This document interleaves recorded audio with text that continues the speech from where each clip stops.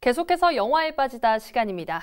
청주대 연극영화학부 곽상원 외래 교수와 함께합니다. 안녕하세요. 네, 안녕하세요. 네, 오늘 소개해 주실 영화는 어떤 영화죠? 저번 주에 개봉한 신작 영화고요. 그리고 현재 우리 사회의 모습을 담고 있고, 그리고 인간의 그 안 좋은 심리나 기본적인 욕망을 다루고 있는 영화라고 할 수 있습니다.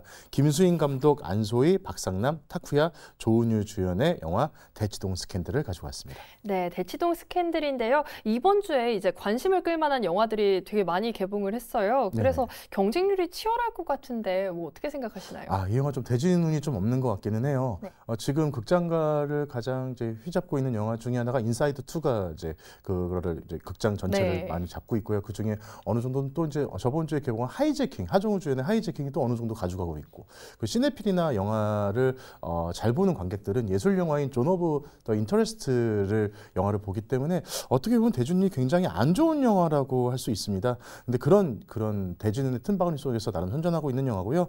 그리고 영화라는 거는 시대를 비춰주는 거울이라고 얘기를 하지 않습니까? 네. 그러다 보니까 이 영화는 현대 우리가 살아가는 현대의 사회의 모습과 그리고 인간의 기본적인 심리나 본성들, 그리고 그 본성이 어떻게 나쁘게 이용되는 것인지에 대해서 어느 정도 인간의 심리를 잘 탐구한 영화라고 할 수 있을 것 같습니다. 네, 또 이 대치동 하면은 교육을 빼놓을 수가 없잖아요. 네네. 이 제목에서 느껴지듯이 현재 대한민국의 교육열에 대한 사회적인 비판이 담겨 있는 것 같은데, 네. 예, 맞습니다. 뭐 인정하고 싶진 않지만 공교육이 사교육 시장보다 점점 작아지고 있고, 어떻게 보면 심지어 공교육이 무너졌다고 얘기하는 분들이 계실 것 같은데, 제목처럼 두 명의 주인공이 등장을 하게 됩니다.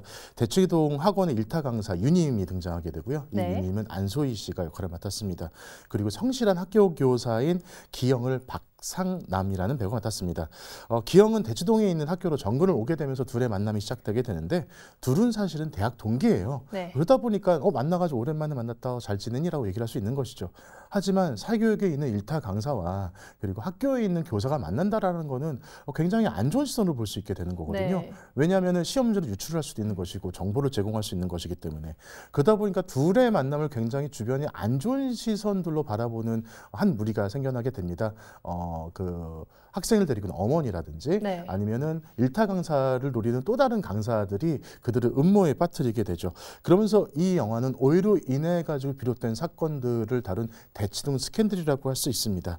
그리고 이런 장면을 통해서 현재 우리가 사회에 처해 있는 어떤 공교육의 문제를 가볍게 짚고 넘어가게 되죠. 네. 그리고 또 원래 교육이라는 것이 지식을 선사하는 게 아니라 올바른 인간이 될 수 있는 어떤 길을 닦아주는 것이잖아요.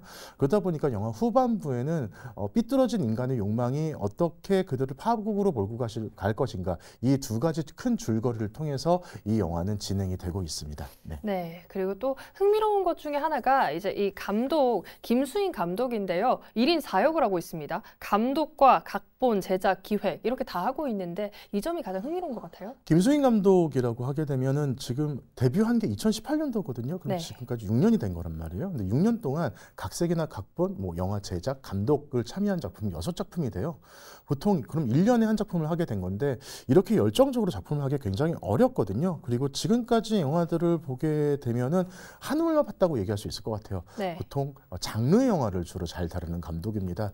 그러다 보니까 이번 영화에서도 드라마적인 성격이 굉장히 강함에도 불구하고 자칫 잘못하면 지루해질 수 있는 것들을 장르적인 특징을 굉장히 잘 소용해가지고 관객의 집중도를 끌게 되는 것 같아요.